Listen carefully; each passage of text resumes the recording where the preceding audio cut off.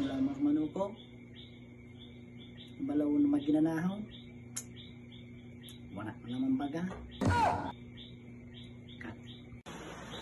Ay, yung maginanahon ito. Oh, ito sa pisto nga mo sa kuya na timot san pasaran manok na pa, nagsabatan ang duwang manok ug salpukan. Nagtumba ng kalaban kan manok no. Ano pa, bata maginanahon talaga ito.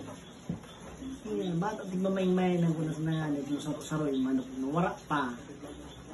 Pag lamang mga kuha mo, mahaling mo lamang, tarami daw ito.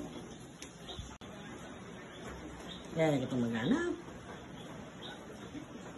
Kakulong na sa ng manok niyang palitin na sa nito.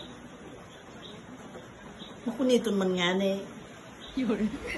Ano man daw nga ni ito? Hindi bata makunito ng baluka. 5 oras o kilala mo.